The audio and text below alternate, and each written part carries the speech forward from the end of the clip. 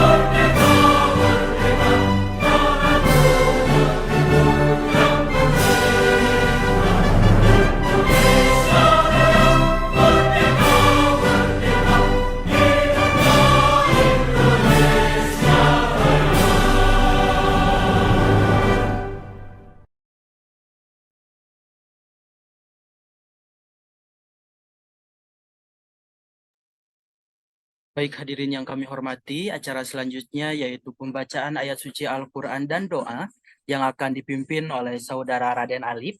Kepadanya kami persilahkan. Okay, our respected attenders, the next program is the reading of the Holy Verse and the Al-Quran and prayer, which will be led by Raden Alif, to whom we are invited.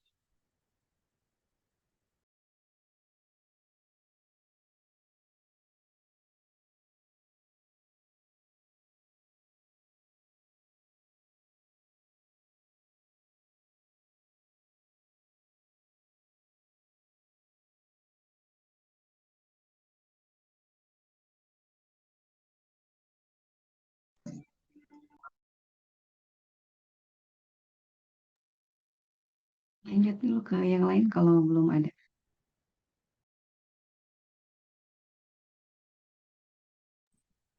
Baik teman-teman, dikarenakan mungkin Alif terkendala jaringan, kita akan berdoa sebelum memulai acara. Izinkan saya memimpin doa. Bismillahirrahmanirrahim. Allahumma ftahli min abwabil ilmi wa yassir li min abwabil ilmi birahmatika ya arhamar rahimin. Allahumma faqihni fid din ya Allah. Allahumma faqihni fid din wa alimni ta'wil. Nas'alukal ijabah al-Fatihah. A'udzubillahi minasyaitonir rajim. Ar-Rahmanir-Rahim. Maliki yaumiddin. Iyyaka na'budu wa iyyaka nasta'in. Ihdinas siratal mustaqim. Siratal ladzina an'amta 'alaihim ghairil maghdubi 'alaihim waladdallin. Terima kasih teman-teman.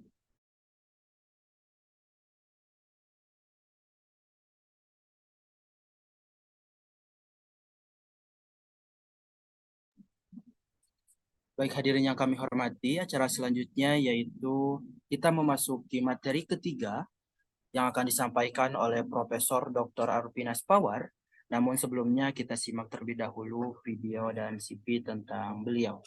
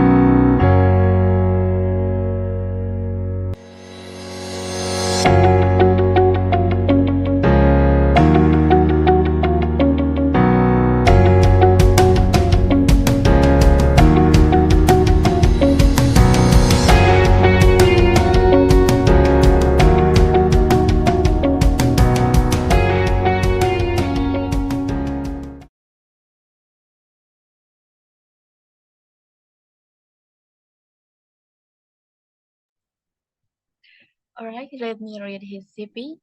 Dr. Apinas has completed postdoc in organizational management, PhD in business management, MBA in computers, HR, production and marketing management from University of Pune.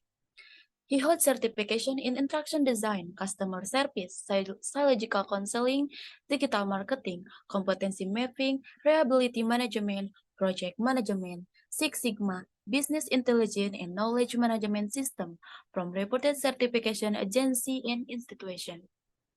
He is also an accredited management teacher and qualified with national eligibility tests for teaching and research in management. In his career, Dr. Apinas was honored with National Eminent Educator Award, Outstanding Performance in Research and Award, Early Career Research Award, Best Academician Award, Distinguished Faculty Award, International Young Management Teacher Award, and Best Teacher Award in Management from State Academic Organization in India. He worked in reputed universities and business schools in India and associated with many academic institutions across the world. Moreover, he is associated with editorial board member for various reputed journals like Journal of Promotion Management USA, Journal of Corporate Governance Research USA, Journal of Foreign Press USA, Journal of Advancement in Business and Economic Turkey, Research Horizon Journal Indonesia, Journal of Government, Politics and Public Administration Indonesia, International Journal of Nowadays and Future Job Ukraine, Eastern European Business and Economic Journal, Latvia, Academica Nusa International, UAE, and Journal of Business Finding, Malaysia. He has also been invited as keynote speaker for international conference in Indonesia, Malaysia, Vietnam, Ukraine, Singapore, and India. He has published more than 7 research papers in reputed journal indexed in Scopus, ABDHE, and ABS category. He has more than 15 books published till date on different areas of management in India, Indonesia, Germany, and Australia. Dr. Apinas is a linguistic professor, researcher, and philosopher in management. That's about his CV, which is very extraordinary experience. We have to follow in his footsteps. Alright, for the next presentation of material by Professor Dr. Apinas, we invite you. Thank you. Thank you. It was a very nice video and wonderful introduction. So thank you. In a brief, I would say I'm just a student of management, so I always try to learn management from different facets of life, from different experiences, different insights. So, one line, I introduce myself as a student of management. All right, so moving to the today's session, I'm going to talk on how research is important and how the academia is changing today, and what are the new upcoming arenas required for the future. What are the things which are essential in research? So let me just begin with my presentation. I'll just share my screen. Is the screen visible to you? Yes, Professor. Yes, thanks a lot. So, myself, Dr. Avinash, and we are hosting a lot of conferences and ceremonies and workshops with Akshara Global Academia. And we are sure that Akshara and myself and Professor Mia, we are working towards making Akshara a bigger initiative in Indonesia.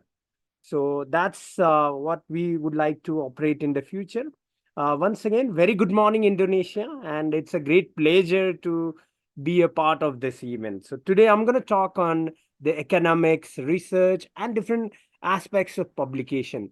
To begin with, how the revolution started in research, especially if you talk about academic as a world, you'll see a lot of changes happening. A lot of universities are getting started, new teaching learning methods are getting established, new ways of learning has been implemented. So the way we used to teach in the earlier days, I think that has totally changed. Today, there is larger focus on research. Today, we talk more about projects. Today, we talk about integrating technology in all aspects of teaching learning. So that's how the academic world is changing. If you talk in more detail, the academic world is changing, and there has been a larger focus on research, and that has broadened in every aspect. If you look at the significance of research in the earlier time, it was much lesser, but today the significance of research has been much higher. Today, it's very necessary to publish. It's very necessary to contribute to the body of knowledge. So that's the academic revolution which is happening. If you talk about getting the funding or a grant for your project, or if you're working on any research project, again, funding and grants are important. Getting fellowships, you need to have a good research profile. To get any fellowship from any university, or even you are applying as a student, you need to have a good research credentials to get the fellowship for higher studies. Even if you look at the ranking of the universities, it has been largely driven by the research. A lot of university ranking considers research as a element of their gradation, and ranking of the universities is dependent on their research output. Moreover, the potential of the institution, or even the admission of the students, is also been dependent on research. So now, if I want to talk in terms of one word, I would say it's a academic reputation, which is something happens through research. So if you want to have a good academic reputation, you need to publish more. If any university wants to have a good academic reputation, they have to publish much more into the academics. So I think the reputation is much, much important today.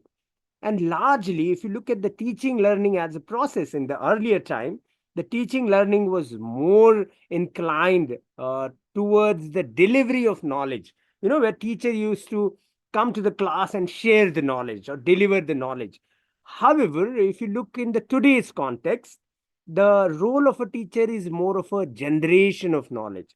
So teacher should generate a knowledge, or even we as an individual who are studying particular discipline, we must generate knowledge rather than just delivering or sharing the knowledge. The focus or pedestal has been shifted from delivery to generation. This is the change which is required today, which is happening today. Moreover, the teaching learning system is changing. It's more of a research driven teaching learning system in most of the top universities. If you look at the Harvard University, they have a research driven teaching learning method where all the topics are taught through the research papers, through the research assignments, which is very interesting way of learning. That's how we generate more knowledge. That's how we collaborate. That's how we make the things better for the world. There are many and new emerging areas of studies today. If you talk about disciplines, now in the earlier time, the disciplines were very restricted, but today a lot of new disciplines have been emerging. In fact, there are a lot of interdisciplinary aspects are coming. If you talk about physics and economics, a lot of laws of physics can be applied in economics, and that's the econophysics. So I think the boundaries of the disciplines are evaporating, and today we see a lot of new disciplines coming up, and which further require more research, which requires more generation of the knowledge in different areas, where we can find out how one discipline could help other discipline. Some of the, like for example, some of the laws from the chemistry can be applied in share stock trading. That is something interesting. So a lot of new disciplines have been emerging today. Expansion of the universities is happening in last 10 years. If you look at the number of universities, they are drastically increased. So that's how the academia is also expanding, which further needs more and more research.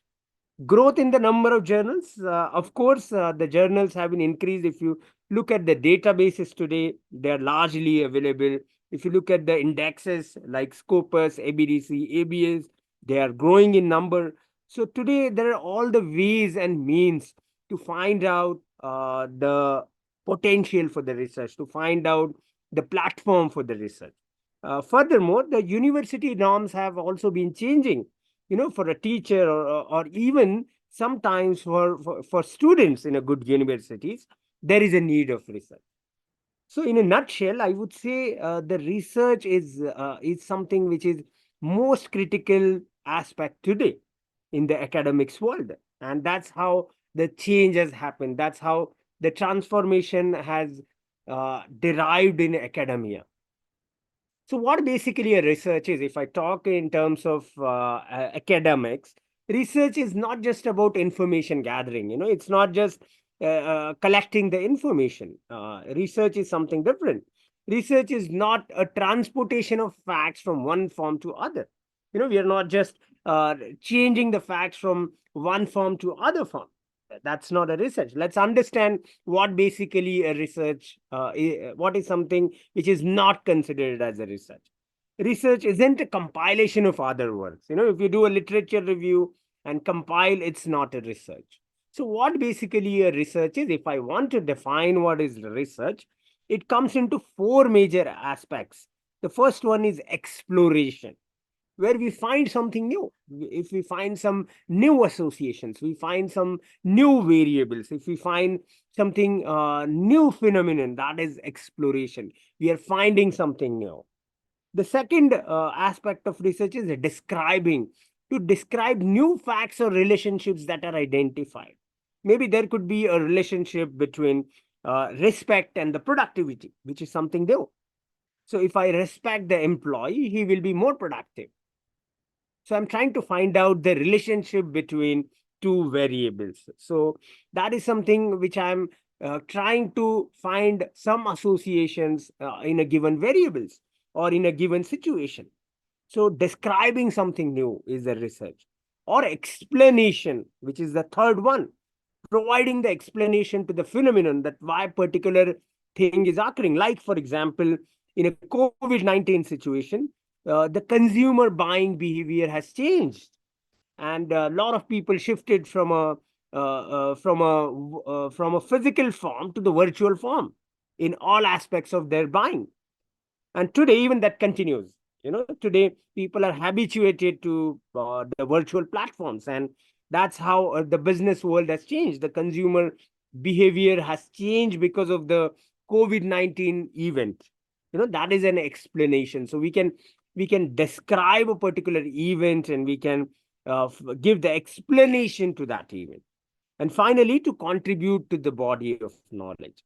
So, if I want to summarize what basically a research is an exploration, description, explanation, and contribution to the body of knowledge. So, it's not just information gathering or collecting or transporting the facts. It's all about what you find something new in a particular situation. So research, if I want to look at the current scenario, as in academia, it's all about publishing or perishing.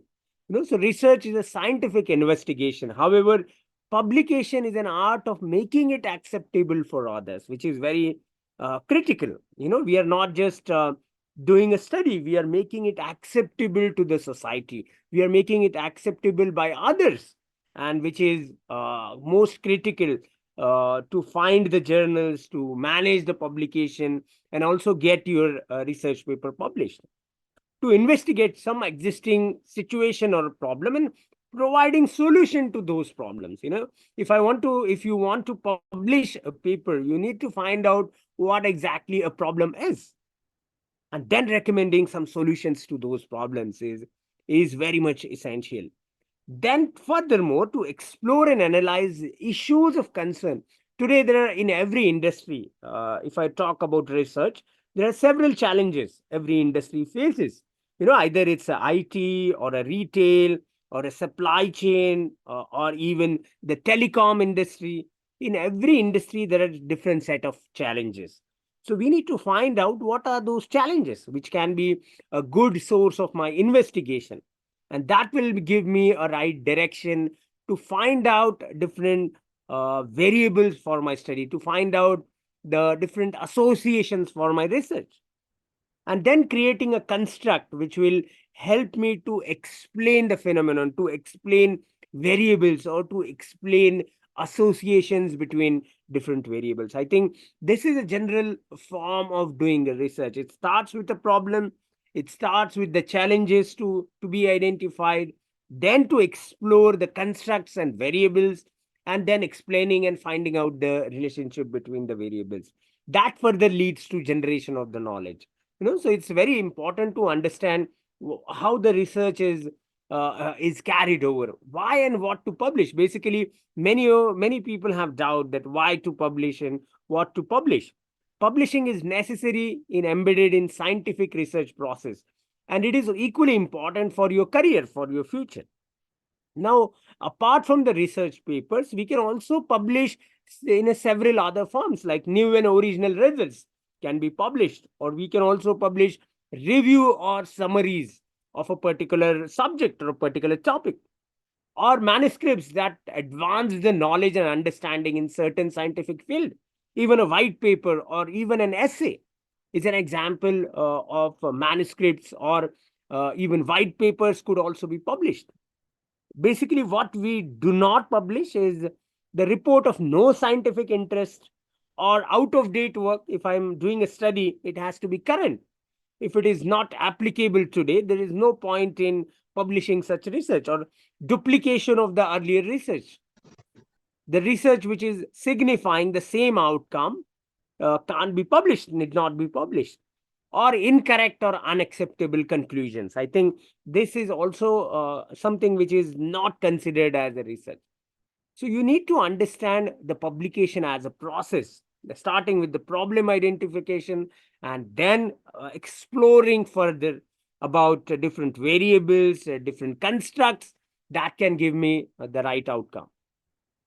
Today, due to the increasing number of publication, it is necessary to know the impact of research. And in a general sense, there are four measures to understand the impact of research. The number one is citations, or H index, which you can see on the Google Scholar. You can find out the H index of an individual, and also for the journal. You can find out the H index for the university. You can compare the H index, which is basically a number of citations which a particular individual or a university have received. Then you can also explore the quality of journals by looking at the rankings. There are different ranking agencies which we can log in, like Scopus or ABDC, where you can see the quality of journals and their ranking. Then next is SNIP, which is a source normalized impact, which we understand today, and we find out how many times the source have been acknowledged or used in a research. And lastly, the social impact, which is the major factor for any type of research, because research should help the society, it should help the nation. So what is the social impact of the research? So if you look at all aspects of academia, starting from the evolution where the universities or a teaching learning system is changing, research is changing, the different forms of research are arising today. The research process is changing, basically starting with the problem identification, finding constructs and variables, and then contributing to the body of knowledge. So I think this is a small introduction of what basically academia and research is. So thank you for your patient listening. If you have any questions, you can always connect with me. And once again, thank you, terima kasih. Thank you, Indonesia. Terima kasih, Prof. Avinas. Thank you. Thank you very much. Thank you for Professor Thank Dr. you. Apinas Thank for you. presenting the material about academic, research, and publication.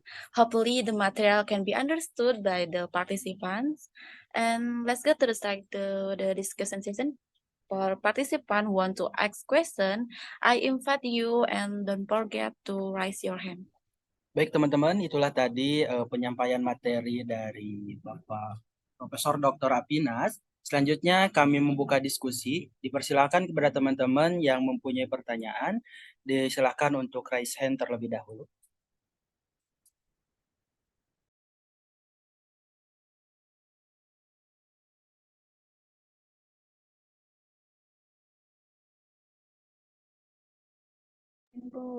Silahkan teman-teman, apakah ada yang ingin ditanyakan? Sudah paham?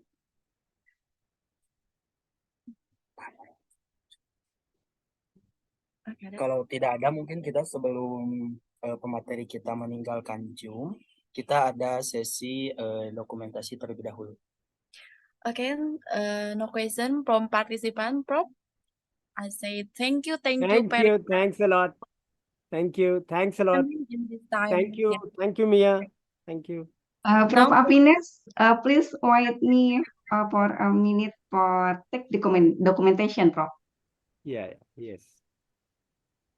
okay, Please siap. open cam buat peserta TOT.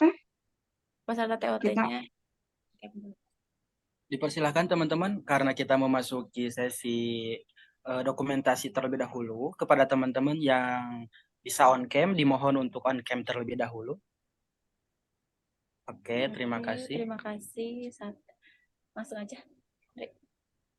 Okay, we have a tag for documentation. 1, 2, 3. Okay, one more again. 1, 2, 3.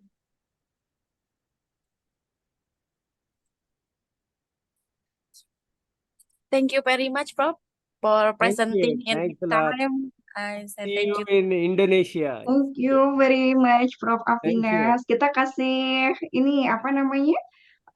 Salam buat Prof. Avinas yang akan meninggalkan Thank ruangan you. Terima teman-teman. kasih. Terima Ya, kasih. terima kasih. Bye-bye. Ya, silakan lanjutkan. Oke, baik teman-teman. Acara selanjutnya yaitu materi keempat yang insya Allah akan disampaikan oleh yang terhormat Ibu Dr. Sri Sundari SEMM, Cikar MOS, MCE, MCF, Brigadir Jenderal TNI Purnawirawan, mengenai sikap ilmiah yang harus dimiliki oleh penulis. Namun sebelumnya kita simak terlebih dahulu CV dari beliau.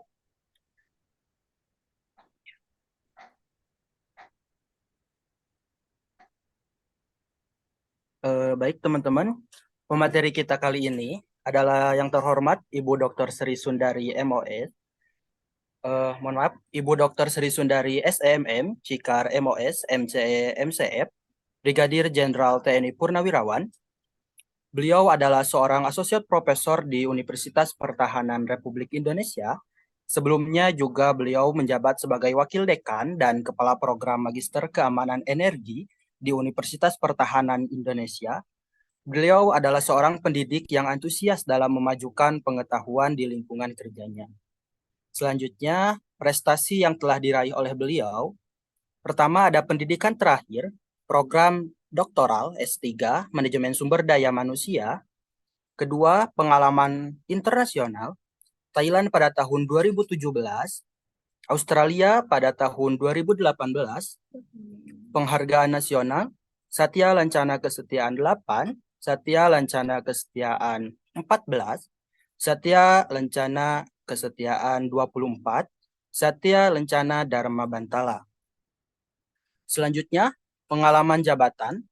Beliau merupakan Kepala Analisis Data dan Statistik Divisi Personel 1 Markas Besar Personel Angkatan Darat, Kepala Perencanaan Program dan Anggaran Divisi Personel 1 Markas Besar Personel Angkatan Darat, Kepala Pengembangan Personel Militer, Divisi Personel 4 Angkatan Darat, Markas Besar Personel Angkatan Darat, dan lain-lain. Selanjutnya, International Award. Pertama, The 7 Asia Africa International Conference and Awards 2024, Best Woman Academician from DY, Patil University, Pune, India. Kedua, Asia Africa Award of Excellence 2022, Best Woman Academician from DY Patil University, Pune, India. Nah, mungkin itulah teman-teman sedikit sekilas dari SIPIT tentang materi pemateri kita pada hari ini.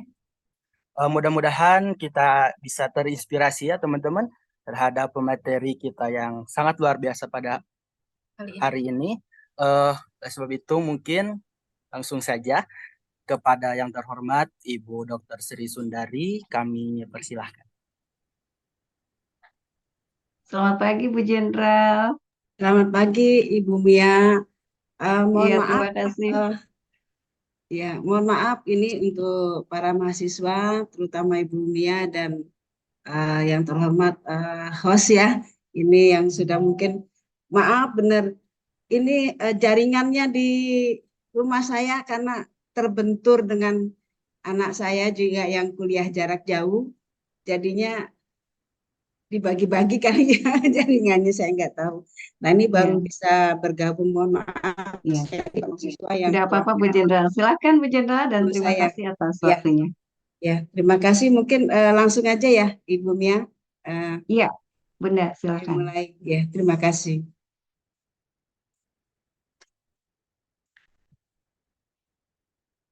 Mungkin slide-nya ya Bu Mia.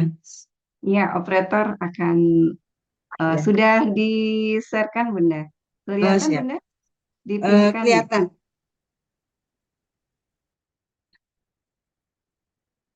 Tapi ini nggak bisa besar ya. Ya, ini sebentar. Iya, operator bisa dibantu dipinkan, mungkin Bunda nggak bisa ngelihat bagaimana. Ya, ini sudah di-template, Prof. Baik, mohon maaf sebentar. Bisa silakan. Kelihatan Bu Jenderal? Bisa dibaca.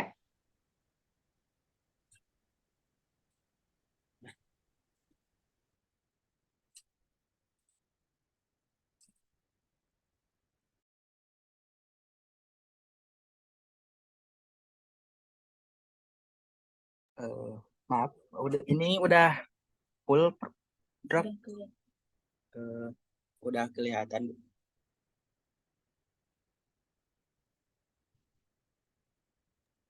Ya, Bunda sepertinya terkendala jaringan juga ya. Bunda masih mute. Ya, sepertinya jaringannya sedang kurang bagus di Jakarta. Mohon ditunggu ya, kawan-kawan.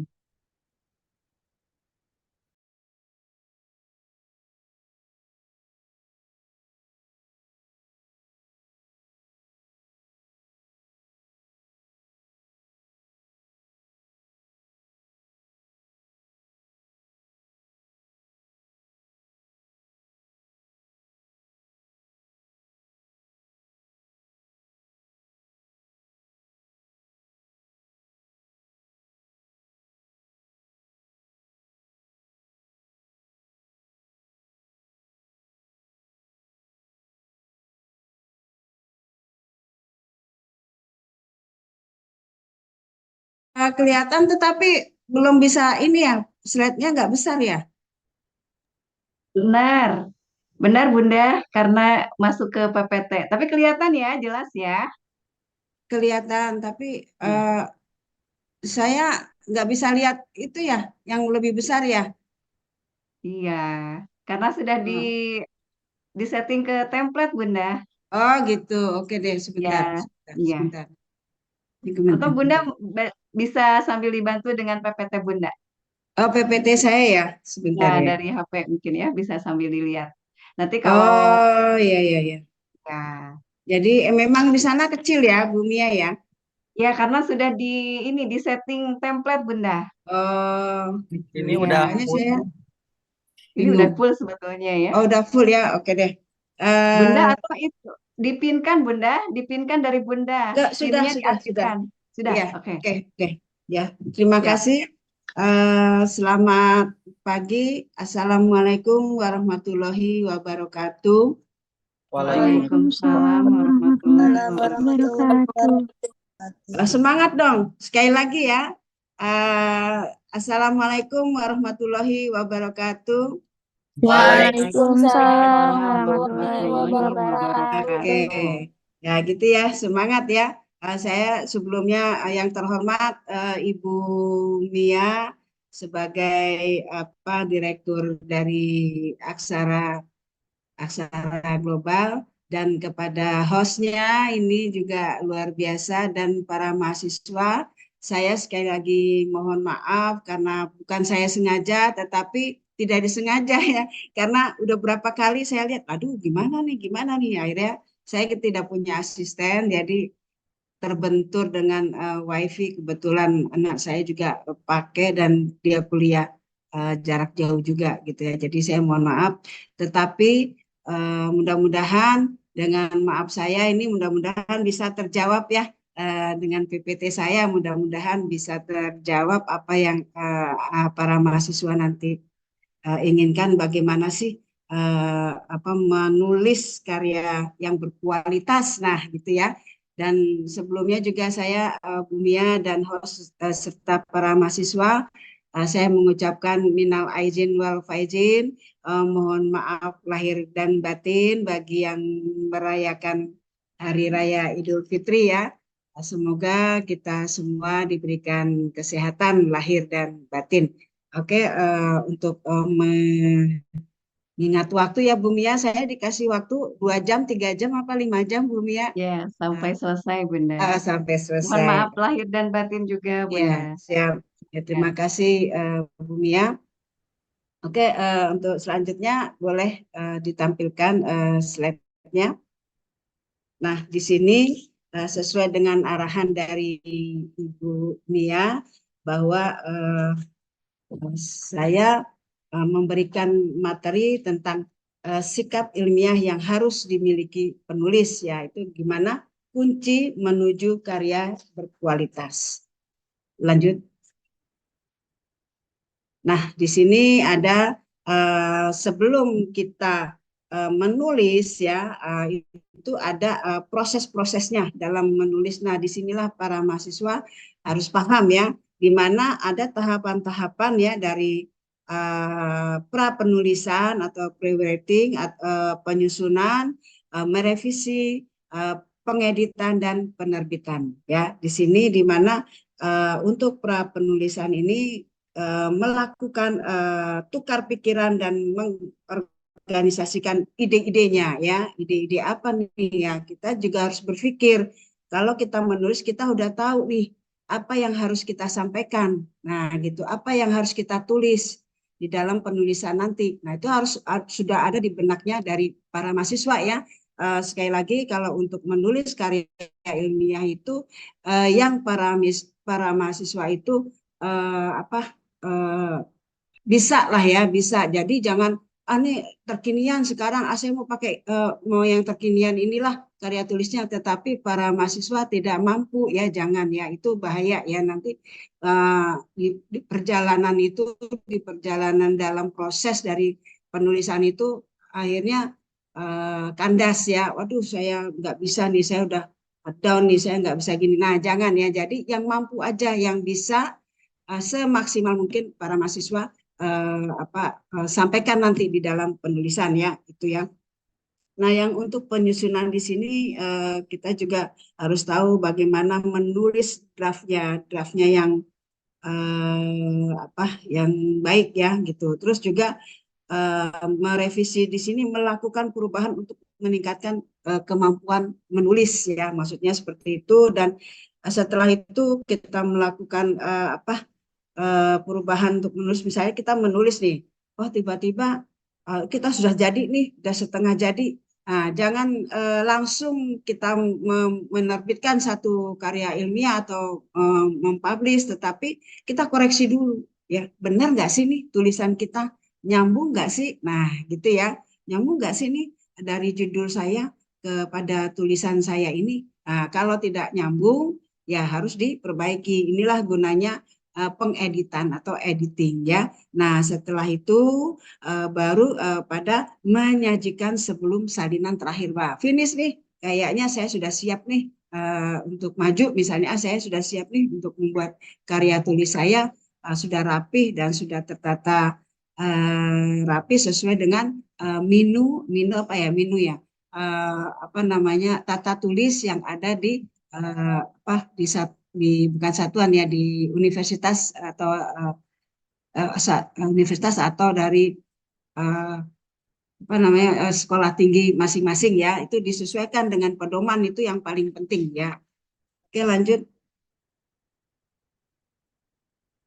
Nah, di sini juga ada struktur sebuah artikel. Nah, di sini ada segitiga kebalik ya, di mana segitiga kebalik ini yang pertama kepada paragraf utama, yang kedua kepada penjelasan, dan yang ketiga kepada ekstra ini tambahannya ya. Di mana kalau paragraf ini bisa satu atau dua kalimat ya. Nah, diwaspadai 1-2 kalimat ini harus ada jawaban 5W. 5W itu apaan tuh ya? Ya misalnya why, who, where, ya kan? While, terus juga kepada when. Nah, gitu ya. Jadi kita harus tahu tuh ya kapan, di mana, tempatnya di mana, kenapa, terus bagaimana. Nah, itu juga harus paham ya tentang penulisan dari judul dulu ya. Dari situ udah ketahuan tuh harus ada 5W dan 1 how ya, bagaimana. Nah, itu ya. Waspada itu ya para mahasiswa ya. Terus yang untuk penjelasan di sini explanation di sini ada 2 atau 3 paragraf ya, jangan terlalu banyak ya.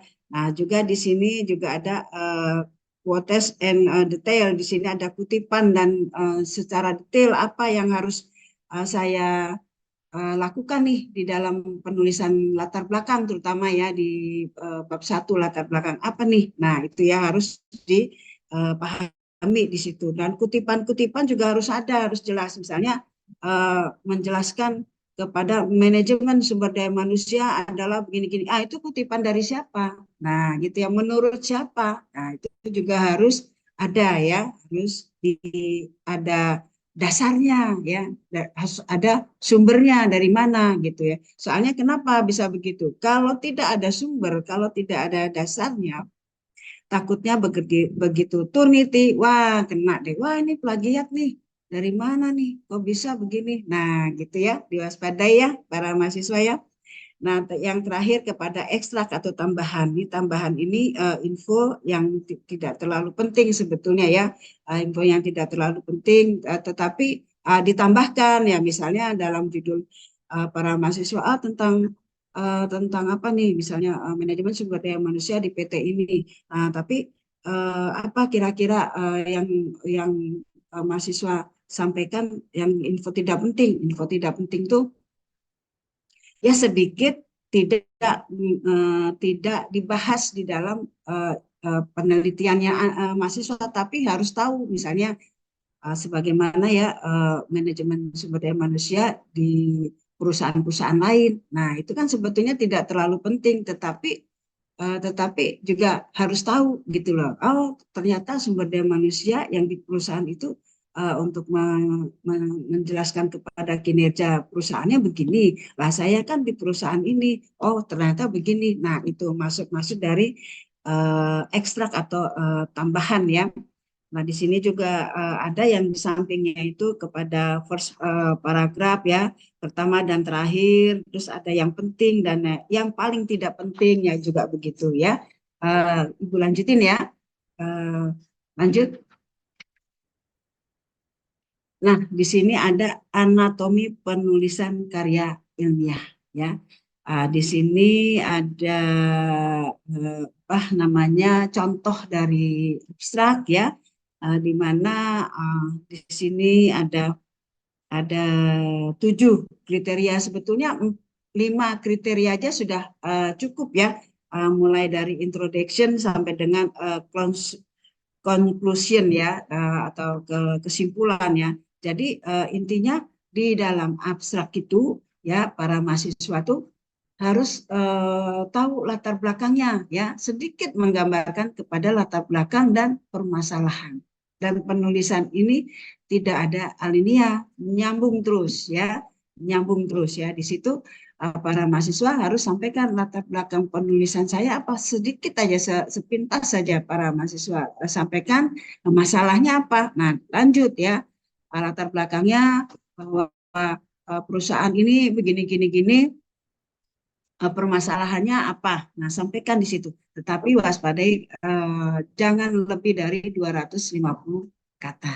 Ya, itu ya, jangan lebih ya, jangan lebih. Nah, setelah latar belakang terus ada permasalahan, apalagi nih? Oh iya, tujuan ya, tujuan penelitian saya apa nih? Mau mengetahui apa gitu ya, misalnya ya, untuk mengetahui apa. Nah, tujuan-tujuan itu dilihat dari mana? Ya, dari bab 1, ini khususnya bab 1 nih, kalau abstrak nih ya, banyaknya di bab 1 ya. Tujuan, terus setelah tujuan apa? Nah, barulah kepada tahapan yang ke bab 2, gitu, pada apa metodenya. Saya memakai metode apa nih? Oh, kualitatif, oh, kuantitatif. Nah, apa metode apa? Sampaikan di situ secara singkat ya, diwaspadai jangan lebih dari 250 kata. Hitungannya dari mana 250 kata itu? Ya dari latar belakang sampai dengan ending terakhir, kesimpulan. Ya, itu 250 kata. Nah, setelahnya itu apalagi tuh? Oh, setelahnya tadi metode penelitian, saya gunakan kuantitatif dengan apa diterangin ya, misalnya dengan kualitatif deskriptif apa, nah gitu ya, data diolah oleh apa, nah misalnya gitu. Nah, setelah metode penelitian baru nyambung kepada hasil ya, hasil penelitiannya para mahasiswa apa hasilnya. Nah, dilihat di mana itu? Di bab 4 ya, nanti dilihat di bab 4 hasil penelitian. Itu hasil penelitian di bab 4 di mana? Di pembahasannya yang dilihat ya, di pembahasan. Mau kuali mau kuanti sama ya. Jadi di pembahasan, cuma bedanya kalau kuanti itu hasil analisanya itu harus ada angka-angka ya, signifikan, misal pengaruh signifikan terhadap ini, hasilnya apa. Nah, itu ya. Itu bedanya di situ. Nah, setelah hasil penelitian, apalagi tuh? Oh iya, kesimpulan. Nah, itu ya, terakhir kesimpulan. Kesimpulan dapatnya dari mana? Dari hasil pembahasan yang sudah para mahasiswa menghitung, misalnya dari kuantitatif. Kalau kualitatif, dari hasil pembahasan yang sudah diuji menurut para informan. Oh, informan 1, informan 2, informan 3. Ini temuannya dari rumusan masalah yang pertama ini begini. Ini dia temuannya. Nah, itu ya kesimpulan. Ya, itu dari anatomi penulisan karya ilmiah. Gampang sebetulnya ya. Dan juga diwaspadai para mahasiswa ya, untuk kata kunci ini tidak boleh lebih dari 5 kalimat. Ya, tidak boleh lebih dari 5 kalimat. Nah, itu kata kunci dilihat dari mana? Lihat dari judul. Ya, judulnya dilihat. Oh, ini ada teorinya nih. Teori apa nih? Teori tentang misalnya tentang pengetahuan apa, misalnya tentang ini. Nah, itu dilihat dari situ. Oh, evaluasi. Nah, pakai evaluasi. Ya, itu teori yang dipakai kata kuncinya. Oke, lanjut kepada bagaimana menghasilkan karya tulis yang berkualitas. Nah, kebetulan Ibu di sini apa? Kan sudah kenal semua belum ya para mahasiswa? Ibu belum mengenalin lagi. Host gimana tuh? Ya, nggak apa-apa ya, Yang Bu. ini baru lagi, Bu Jenderal. Oh, baru Sepertinya lagi. baru pertama Waduh, kali. berarti saya tidak mengenalkan diri. Mohon maaf ya, para mahasiswa, Ibu memperkenalkan diri ya. Nggak apa-apa lah di sela-sela ini ya, Bu Mia ya. Silahkan, Jadi Prof. saya sudah purna tugas ya, sudah purna tugas jabatan terakhir Ibu ya, itu di wakil dekan Fakultas Manajemen Pertahanan ya kan, di Universitas Pertahanan. Dan alhamdulillah Ibu bisa meraih bintang ya, yang pertama di Unhan untuk perempuan satu-satunya di apa pasca sarjana S2 ya. Jadi pangkat Ibu Brigjen TNI ya, Brigjen TNI, Brigadir Jenderal TNI. Nah, itu tapi di sela-sela itu sekarang Ibu tetap mengajar di Unhan, tetap mengajar di IBM ASMI dan di Trisakti, dan juga alhamdulillah para mahasiswa Bu Mia, saya sudah walaupun sudah pernah tugas, tetapi dipekerjakan lagi di salah satu di uh, instansi pemerintah di sekretariat negara ya. Jadi alhamdulillah Alhamdulillah. Ibu udah bisa berkarya lagi, dan Congrats, Bu Jenderal. Terima kasih Bu Mia, itu juga tidak terduga Ibu bisa menjabat lagi ya secara jabatan struktural ya, alhamdulillah. Nah, para mahasiswa itulah sekilas Ibu ya. Ibu punya anak 3 ya, anaknya satu sudah berkeluarga, yang satunya sudah bekerja, yang saat kecil nih anak Ibu yang perempuan satu-satunya itu kuliah di Brawijaya, mengambil fakultasnya hukum ya. Nah, di sela dia libur ini dia masih juga nge-zoom ya, makanya ini bentrokan Ibu dengan anak Ibu nih. Jadi mohon maaf itu ya. Dan alhamdulillah Ibu punya suami 1 ya, awet banget tuh ya, satu-satunya itu aja ya, nggak sampai bosen itu ya Ibu. Itu lagi ya, mau diapain ya. Jadi itulah satu-satunya suami Ibu yang mendampingi Ibu sampai saat ini ya. Itu ya para mahasiswa ya.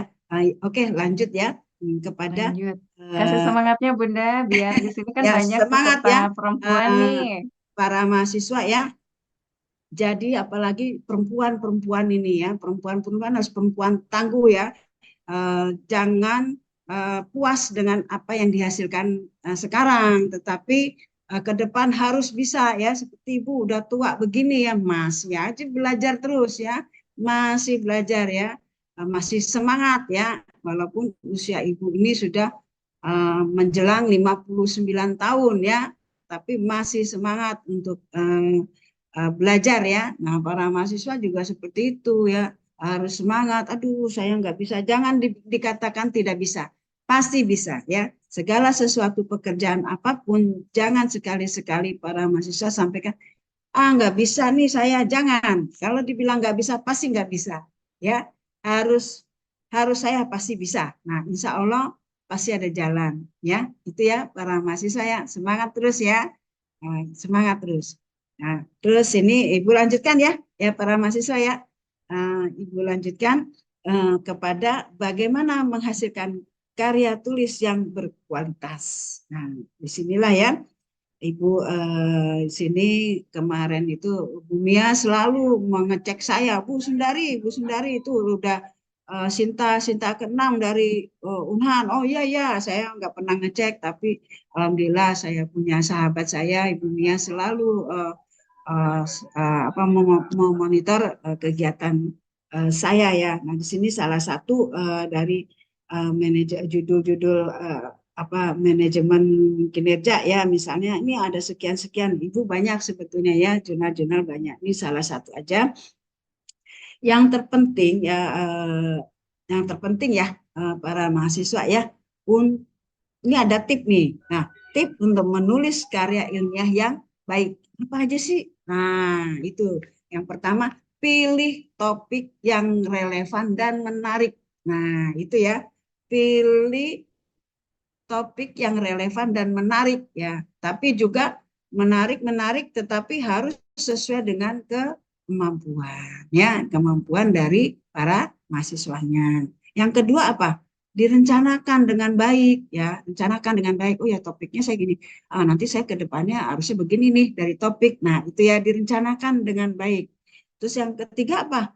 Lakukan riset yang mendalam ya. Riset yang mendalam seperti apa tuh? Nah pada waktu merespondenkan atau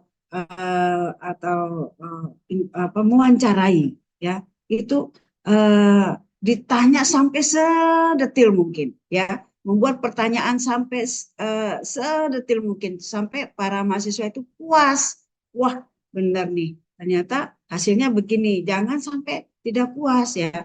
Kalau kualitatif itu mewawancarai seseorang tuh sampai dia nyerah, kasarnya nyerah gimana tuh? Misalnya apa sih yang Bapak Ibu inginkan dengan adanya kinerja perusahaan, produk apa misalnya, produk apa baju ini misalnya. Oh ya harus begini. Lah kalau menurut Bapak setelahnya begini bisa ke ekspor nggak? Oh bisa. Nah ekspornya kemana? Nah tanya detail terus sampai dia kelihatannya sudah mentok ya menjawabnya. Nah, itulah hasil temuan daripada para mahasiswa. Ya, itu ya. Yang lakukan riset yang mendalam tuh maksudnya itu. Terus yang keempat apa? Buat outline atau kerangka. Nah, ini paling penting ya. Kerangka penulisan itu paling penting. Pentingnya kenapa? Karena kerangka penulisan itu bisa maju kepada abstraknya nanti. Abstrak dilihat dari kerangka penulisan. Yaitu bisa dijadikan acuan abstrak. Kalau abstraknya beda dengan kerangka penulisan salah berarti para mahasiswa mengerjakannya salah ya. Jadi kerangka penulisan itu penting ya kan. Para kerangka pemikiran itu penting ya itu ya. Terus juga yang kelima apa? Gunakan bahasa yang jelas dan baku ya. Jangan ada bahasa-bahasa maaf nih, bahasa-bahasa Jawa di situ ya kan. Nah, itu kan nggak baku tuh ya kan. Tidak semua orang Jawa di situ ya.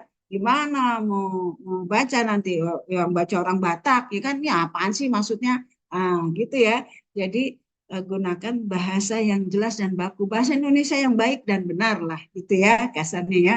Jangan apalah nih bahasa Jawa nih, orangnya orang Sunda misalnya, oh orang Batak lah, orang NTT, wah ini bahasa apa nih? Gitu ya, jangan ya. Itu gunakan bahasa yang jelas dan baku. Nah, terus apa lagi nih? Tetap kritis dan objektif, itu yang keenam. Dan yang terakhir, sintesis dan analisisnya harus kuat. Maaf, ini ada 8 ya. Sintesis dan analisisnya harus kuat. Jadi kamu menganalisisnya harus kuat nih. Permasalahannya ini, saya harus benar-benar nih mempertahankan masalah ini nanti menjadikan seperti ini. Nah, begitu ya. Maksudnya kepada sintesis dan analisis yang kuat. Dan yang terakhir, ke-8 ini, gunakan referensi yang akurat, ya kan? Referensi yang akurat itu apa? Jangan tahun 1800 ya. Wah, kamu juga belum lahir apalagi ibu ya. Belum lahir, jangan ya kan. MSDM itu misalnya kan banyak tuh, manajemen kinerja kan banyak yang tahun-tahun yang baru-baru ya. Paling tidak 5 atau 3 tahun sebelum dari tahun yang sekarang ya. Jangan 1992, itu udah kelewatan, udah nggak update ya, cari yang update ya. Dari sini mungkin para mahasiswa paham ya tip-tipnya ini ya. Kepanjangan nggak nih ya? Ibu ulangi. Satu, kepada pilih topik yang relevan. Kedua, rencanakan dengan baik. Yang ketiga, lakukan riset yang mudah, ya kan? Yang keempat, buat outline atau kerangka pemikiran. Itu keempat. Yang kelima apa? Yang kelima, gunakan bahasa yang jelas dan baku. Itu ya, itu yang kelima. Yang keenam, tetap kritis ya, jangan normatif ya, tapi kritis. Ini nantinya begini nih, hasilnya begini loh. Saya nggak mau begini, maunya saya lebih dari yang orang lain. Nah, itu ya, tetap kritis dan objektif ya. Yang ketujuh apa? Tadi itu sintesis dan analisis yang kuat. Yang kedelapan, gunakan referensi yang akurat. Ini kuncinya di sini ya. Kuncinya dari karya tulis yang berkualitas ya, dari judul ibu ya, ini kuncinya ya. Kuncinya di sini ya, para mahasiswa ya. Nah, terus juga di situ juga untuk cara-cara pembuatan karya tulis ilmiah, caranya itu kita mencari ide. Yang pertama, penyusunan latar belakang, membuat rumusan masalah, tujuan dan manfaat, penyusunan kajian pustaka, baru kepada instrumennya ya, instrumen penelitian. Itu cara-cara pembuatan. Nah, itu biasanya disesuaikan kepada format atau penulisan skripsi dari skripsi, tesis ataupun disertasi dari sekolah masing-masing ya, dari universitas masing-masing. Jangan melambung ya. Kalau melanggar aturan dari penulisan dari universitas atau ada dari sekolah tingginya, wah nanti malah ending terakhirnya jadi nggak bagus ya, nggak rapih ya tulisannya, jadi nggak berantakan nih. Maksudnya apa nih ya? Jadi berantakan semua. Oke ya, di situ ya. Nah, di sini ada pentingnya sikap ilmiah ya, mulai dari kualitas karya, menjadikan kredibilitas ya, juga di sini juga ada pengembangan pengetahuan, juga ada keberlanjutan. Nah, pentingnya sikap ilmiah, serta di sini juga harus dari pengembangan pengetahuan itu ada inovasinya. Ya, inovasinya bagaimana nih? Nah, ini saling berkaitan ya. Oke ya, Ibu lanjutin ya kepada definisi sikap ilmiah. Oh, definisinya apa nih? Wah, ini menurut para pakar nih ya. Di sini ada menurut Charles Sanders salah satunya ya. Menurut Charles Sanders bahwa sikap ilmiah itu sebagai apa? Suatu pendekatan yang didasarkan pada observasi yang diteliti, ya kan? Yang diteliti penggunaan metode yang sistematis. Nah, menurut Karl Popper apa tuh? Nah, ada lagi dia menurut beliau bahwa sikap ilmiah itu melibatkan keterbukaan, ya, kritik, kemampuan untuk menguji teori-teori. Nah, itu ya karya ilmiah begitu, kritik nih. Terus teori-teori ini kita harus kita uji, benar nggak sih menurut Bapak itu, benar nggak sih menurut Ibu ini? Nah, gitu ya. Itu harus kritik, harus diuji ke teori-teorinya itu.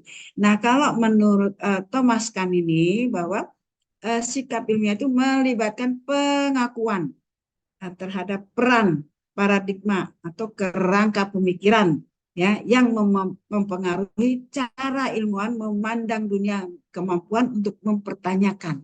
Nah, maka kerangka pemikiran itu penting ya. Itu menurut Thomas Kahn. Ada lagi Richard ya, juga ilmuwan ini apa? Harus selalu meragukan atau menguji ulang. Nah, sama ya dengan Karl Popper itu tadi ya. Terus juga ada menurut Sagan juga ada tuh sikap ilmiah itu apa. Nah, itulah masing-masing menurut para pakar. Nah, ini para mahasiswa ini acuannya kepada situ ya, nanti oh menurut para pakar ini tentang kinerja seperti ini. Oh, menurut para pakar ini tentang ini begini. Nah, itu ya. Tetapi ini Ibu salahnya tidak ada tahunnya, harusnya ada tahunnya nih ya. Harusnya ada tahun ya. Tapi nggak apa-apa, ini hanya contoh ya. Nah, lanjut kepada komponen utama sikap ilmiah. Ya, nah di sini ada lingkaran ya, mulai dari peka terhadap lingkungan sekitar, ya kan, terus sikap ingin tahu, sikap objektif terhadap data dan faktanya, gimana ya data faktanya, terus pikir kritis, terus sikap penemuan dan kreativitas, berpikir terbuka dan kerja sama. Nah, ini penting nih ya, komponen utama ya dari sikap ilmiah ya. Lanjut. Nah, di sini Ibu uraikan satu persatu apa sih yang dimaksud sikap ingin tahu. Nah, nggak usah bingung ya para mahasiswa. Ibu cepet amat sih ini menjelasinnya, nggak usah dicatat, nggak apa-apa ya. Ini karena Ibu udah uraikan satu persatu dari yang tadi komponen utama ya. Nah, sikap ingin tahu. Nah, sikap ingin tahu tuh seperti apa? Nah, ini Ibu udah sampaikan ya. Pentingnya sikap ingin tahu apa tuh?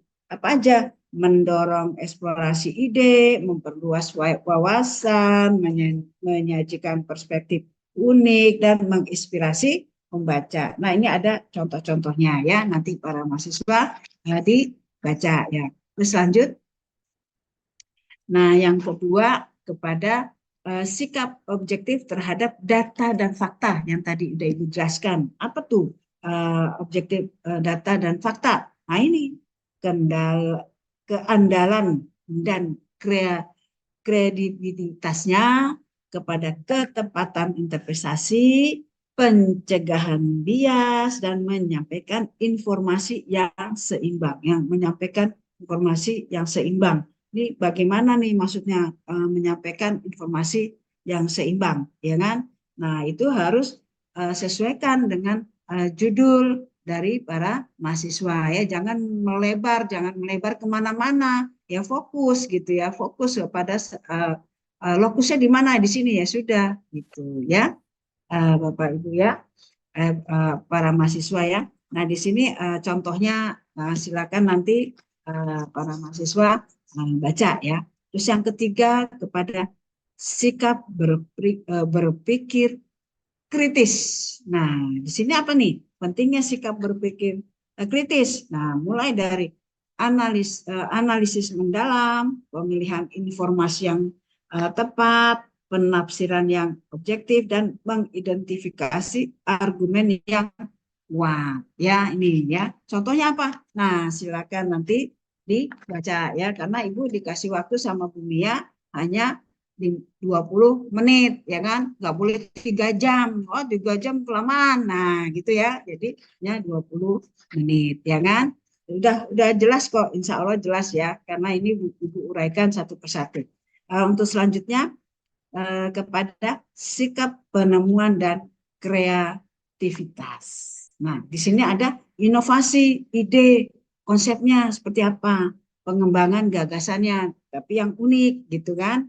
Terus peningkatan daya tarik dan relevansinya apa, terus solusi kreatif terhadap masalahnya ya.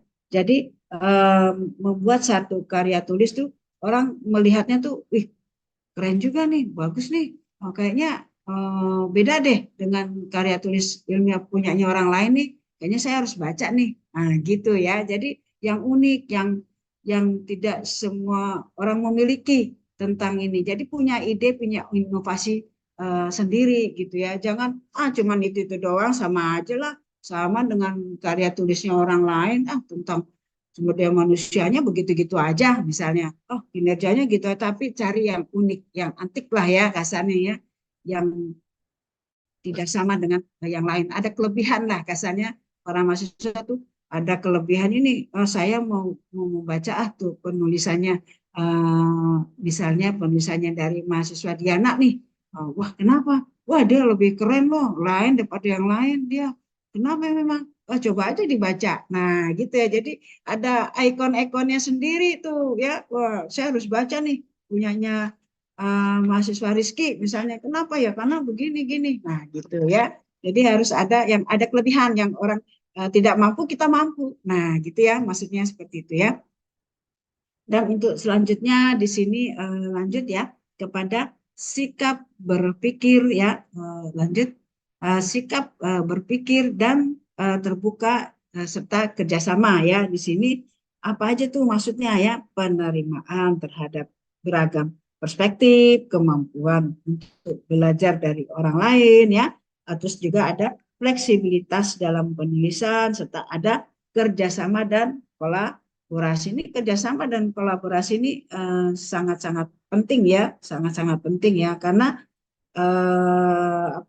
dengan adanya kerjasama kita jadi tahu nih, oh menurut si A tuh begini, menurut si B begini, menurut si C begini. Oh ternyata kinerja yang sesungguhnya tuh begini menurut ini. Nah itu ya. Nah dari menurut itu kan kita kerjasama. Nah itulah nanti jadi hasil temuan para mahasiswa semua.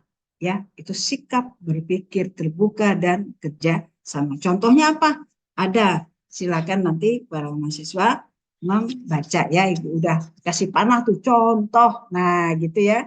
Gede-gede itu contoh. Nah untuk selanjutnya kepada sikap peka terhadap lingkungan sekitar. Lanjut ya. Nah di sini sikap pekanya seperti apa nih? Kesesuaian dengan konteksnya, menghargai keanekaragaman, pentingnya etika dan tanggung jawab ya. Terus juga kesesuaian dengan tujuan dan audiens ya. Di sini contohnya juga seorang penulis yang peka terhadap lingkungan akan menyesuaikan konten sosial mereka dengan menilai-nilai yang menghormati dan menghargai ya, dihargai oleh masyarakat sekitar ya. Contohnya di sini sudah ada ya. Silakan nanti para mahasiswa membaca. Nah, di sini contohnya apa? Seperti buku-buku pelajaran yang mencakup nilai-nilai lokal, budaya, yang jadi peka ya. Maksudnya apa nih? Oh, saya ambil referensi dari mana? Oh, saya harus begini dong. Menurut masyarakat itu sekitar bahwa kota wisata itu begini, begini, begini. Wah, saya harus begini dong, harus begini. Nah, gitu ya. Tunjukkan kemampuan para mahasiswa ini kalau saya itu menurut dia begini, menurut masyarakat dulu ada temuan apa Pak tentang wisata halal misalnya. Oh, ini begini, halal halal buat Islam, padahal itu bukan. Makanya dia ini nggak mau di daerah ini. Kenapa?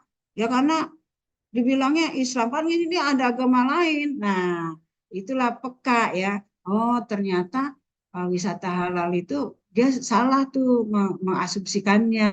Misalnya wisata halal itu bukan untuk Islam aja, tapi halal untuk agama lain ya. Nanti tinggal bagaimana nih inovasinya para mahasiswa. Udah bikin aja tulisan restorannya halal untuk umat Islam misalnya, halal untuk agama lain. Jadi ada restoran-restoran ya, maaf nih ya, restoran makanan-makanan babi, maaf ya, nih babi atau anjing. Nah, itu ada tulisannya itu untuk umat ini. Nah, untuk kita yang beragama Islam ini ada makanan restoran yang lain. Nah, itu ya. Jadi ada inovatif dan ada dan peka terhadap lingkungan sekitarnya.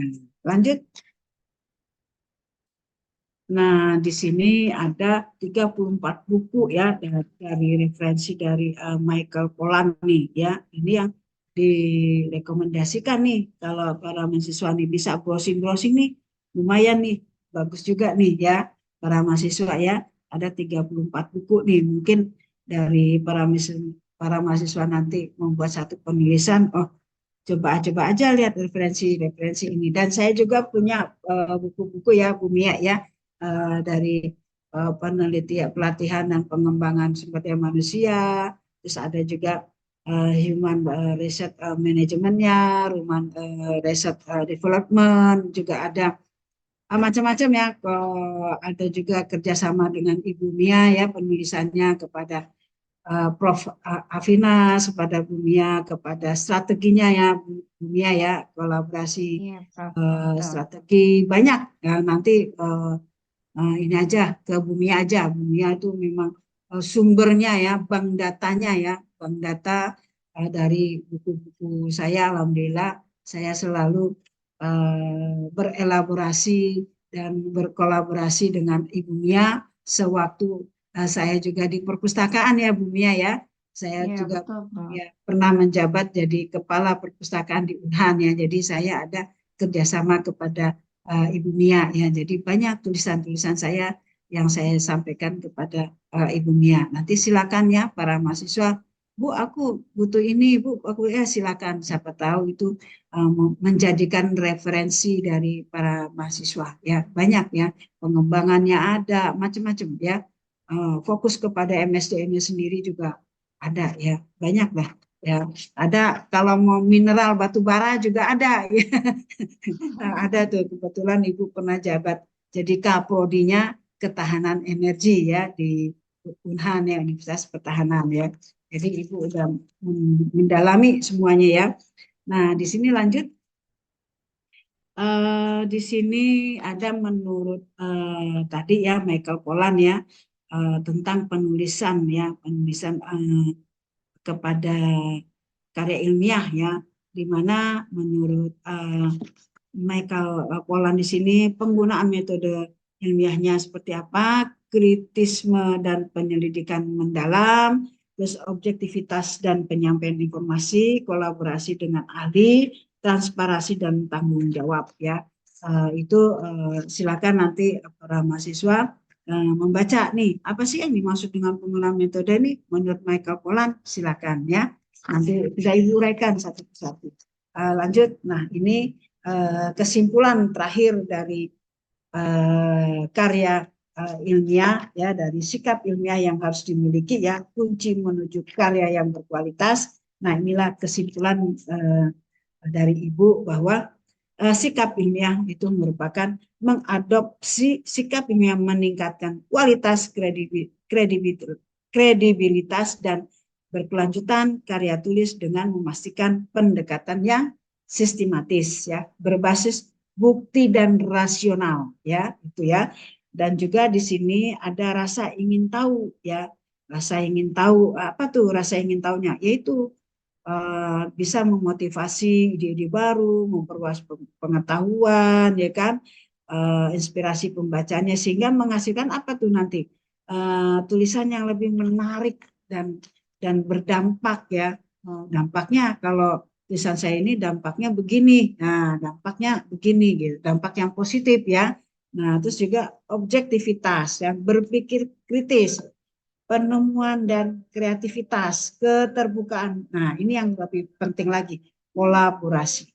Kolaborasi ini lebih penting ya, di mana kolaborasi ini mendorong apa keanekaragaman ide kita, ya kan? Oh, idenya dia begini, oh bisa nih saya tambahkan nih idenya begini. Nah, gitu ya. Jadi di sini ada 7 kesimpulan yang Ibu uraikan ya. Lanjut. Ibu rasa ini minum kopi ya, tapi nggak tahu nih minum kopi. Kalau Ibu kebetulan lagi saum ya, tapi para mahasiswa, tapi kopi-kopian gambarnya aja ya. Gambarnya nggak dikasih nih para mahasiswa, aslinya kopi teh. Wah Ibu nih parah bener ya. Gambarnya gambar kopi teh gitu kan, tetapi ini nggak ada ya, bohongan ya. Ya nanti insya Allah lah ya, kapan-kapan kita. Kirain mau dibagi satu-satu. Iya, bagi-bagi gambarnya aja gimana ya? Gambarnya aja. Jadi itulah yang Ibu sampaikan kepada sikap ilmiah. Lanjut. Nah, terima kasih ya. Ini mungkin ada nomor handphone Ibu, silakan para mahasiswa misalnya, saya nggak puas nih, Ibu memaparkan di sini. Kalau nggak puas silakan, itu ada nomor handphone Ibu atau email nanti minta sama Ibu Mia yang lebih paham ya kepada apa namanya tulisan-tulisan Ibu lah ya itu. Dan mungkin nanti untuk PPT-nya mungkin bisa di-share ya Bu Mia ya kepada para mahasiswa supaya Betul, Prof. Nanti di-sharekan. ya supaya untuk belajar lah paling tidak, oh apa sih yang menurut si Bapak ini, oh apa sih yang menurut Ibu ini ya, siapa tahu bisa bermanfaat dan berguna untuk para mahasiswa. Mungkin itu dari Ibu, dan pesan Ibu sekali lagi, selalu semangat ya, jangan pernah wah down, jangan pernah nggak bisa, pasti bisa ya. Caranya mudah, kalau sudah down, ngariung ya, apa tuh ngariung, kumpul-kumpul ya dengan para mahasiswa lain, gimana nih, minta pendapat dong, pendapatnya kamu gimana, oh gini-gini, bikin tim ya, bikin grup, gimana nih, oh nggak bisa nih, oh, judul ini gimana, maksudmu apa nih judul ini, nah gitu ya, jadi diskusinya itu jadi panjang dan jadi semangat. Nah satu lagi yang terpenting kalau mengerjakan skripsi, kalau bisa sering-sering berkomunikasi dengan teman-teman ya. Yuk kita ke ini dulu yuk, ke kampus. Ayo kita diskusi ini. Nah, itu semangat daripada sendirian ya di rumah, terkungkung di rumah, terkungkung di kos. Wah, puyeng ya. Itu dialami oleh anak Ibu nih ya. Anak Ibu dialami. Aku pusing begini.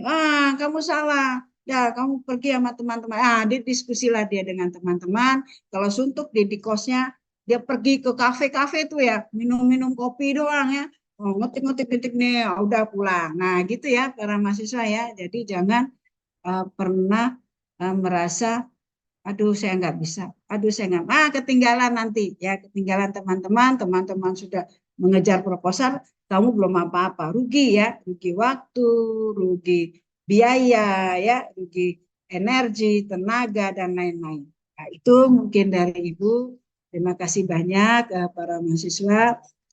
Ibu akhiri. Wassalamualaikum warahmatullahi wabarakatuh. Saya kembalikan kepada host Dunia. Terima kasih. Ya, terima kasih banyak Ibu. Jazakallah khairan kasiron wa ahsanal jaza. Itulah tadi teman-teman materi yang disampaikan oleh yang terhormat Ibu Dr. Sri Sundari. Materi yang sangat luar biasa, semangat luar biasa. Mudah-mudahan kita semua dapat memahaminya dan termotivasi atas semangat dari Ibu. Yang penting semangat ya Bu. Mungkin selanjutnya izin Ibu kita ada sesi diskusi terlebih dahulu. Dimohon kepada teman-teman peserta yang memiliki pertanyaan, disilahkan untuk raise hand terlebih dahulu.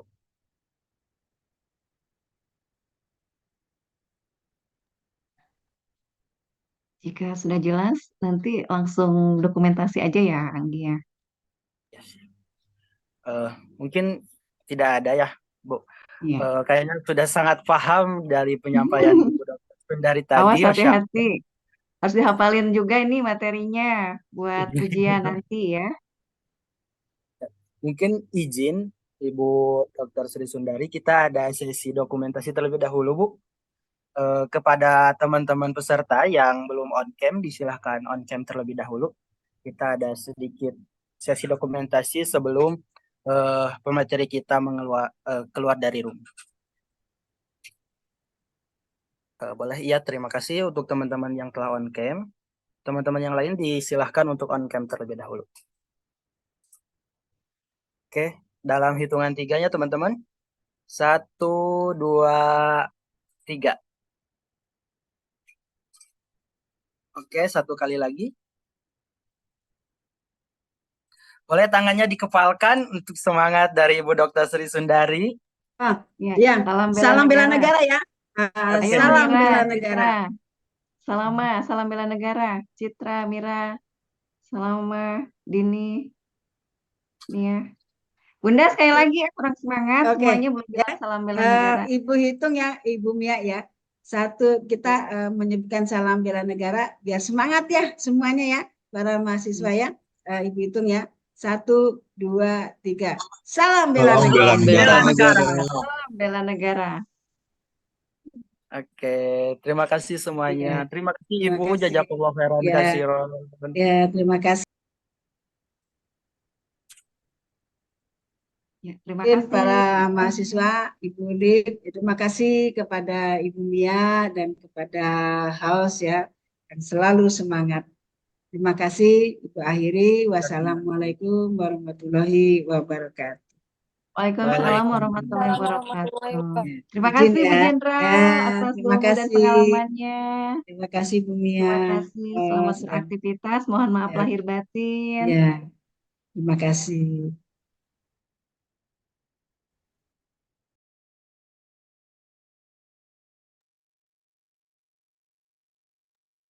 Baik, hadirin yang kami hormati, itulah tadi mungkin ya pemateri terakhir, materi keempat di acara TOT kali ini. Acara yang selanjutnya yaitu pembukaan proyek magang sekaligus pengarahan yang akan disampaikan langsung oleh Ibu Mia Kusmiati SEMM. Kepadanya kami persilahkan. Ya, Bismillahirrahmanirrahim. Assalamualaikum warahmatullahi wabarakatuh. Waalaikumsalam. Kawan-kawan, warahmatullahi wabarakatuh. ya, kawan-kawan peserta Training on Trainer 2024, Ibu mengucapkan terima kasih dan sekali lagi karena TOT ini akan berdampak ya dan menjadi filterisasi buat mahasiswa magang 2024 dan kita juga sudah memperoleh beberapa data dari semester 6. Nanti Ibu akan membuka acara ini sebagai pembukaan magang tahun 2024 dan pengarahan ya. Jadi mohon waktu nanti bagi yang semester 6 yang mengikuti magang kerja tidak dulu live room. Tapi bagi semester 4, Ibu juga mengucapkan terima kasih karena sebetulnya acara ini wajib ya buat teman-teman. Karena nanti tugas-tugas dari Ibu, baik praktikum statistik maupun manajemen operasional itu semuanya berbasis artikel. Jadi yang mengikuti TOT hari ini maupun besok untuk semester 4 nanti akan diangkat untuk menjadi ketua kelompok. Dan jangan khawatir pasti ada nilai plus ya buat teman-teman yang mengikuti TOT, dan Ibu juga berharap nanti teman-teman terus konsisten sampai menjadi peserta magang gitu ya, karena magang kerja itu sulit gitu ya, sehingga jangan dilewatkan. Baiklah, saya Mia Aksara. Pada hari ini, hari Jumat, tanggal 19 April 2024, secara resmi membuka proyek magang untuk tahun 2024 bagi seluruh mahasiswa training on trainer di semester 6.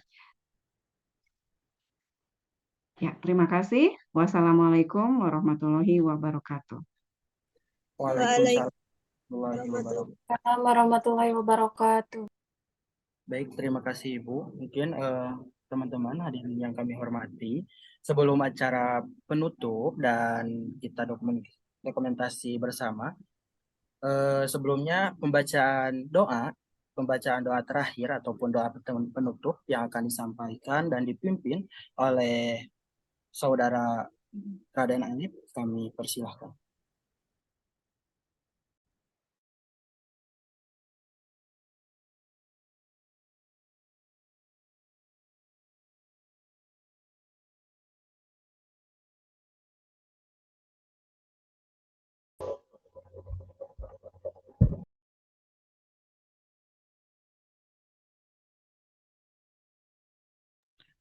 Silahkan Alif.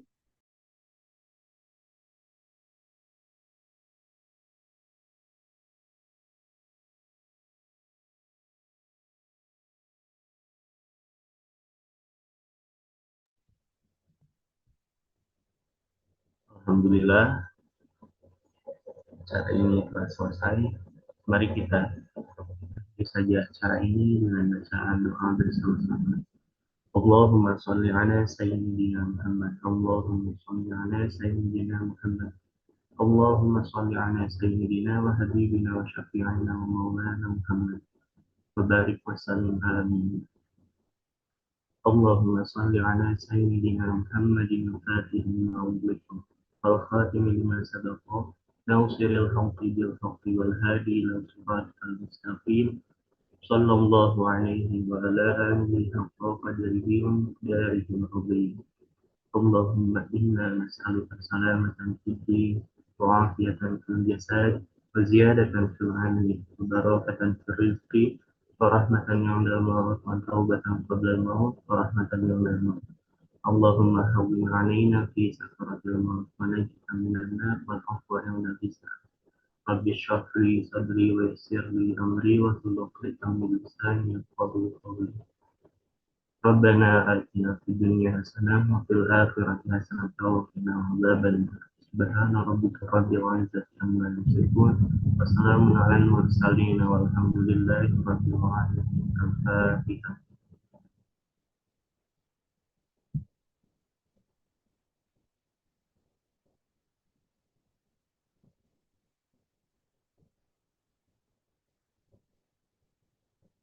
Alhamdulillah, semoga apa yang sudah didoakan dijabah oleh Allah Subhanahu wa Ta'ala. Amin ya rabbal alamin. Terima kasih ya Alif. Barakallah. Raden Alif yang sudah membacakan doa. Untuk yang selanjutnya yaitu penutup. Hadirin yang kami hormati, tibalah kita di penghujung acara pada acara TOT kali ini. Sampai jumpa di lain waktu. Terima kasih atas waktunya. Dan untuk yang program wawancara ya, program magang, stay di Zoom. Yang lain, Bu. Untuk yang lain boleh. Yang lain ada teman-teman semester 4 boleh meninggalkan rumah. Ya, terima kasih ya teman-teman semester 4 ya. Informasi lebih lanjut nanti sama Aanggi, dan yang semester 6 tolong standby. Ya, teman-teman. Di sini yang semester 6 itu Ibu lihat ada Alif, Teh Mira, Teh Nurul, Teh Ai Mulyani, Teh Salama. Ya, sama siapa lagi? Ada Cindy.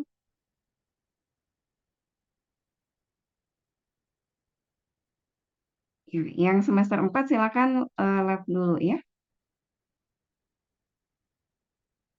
Pak Anggi tolong ini dulu putar video dulu. Aja yang bisa diputar.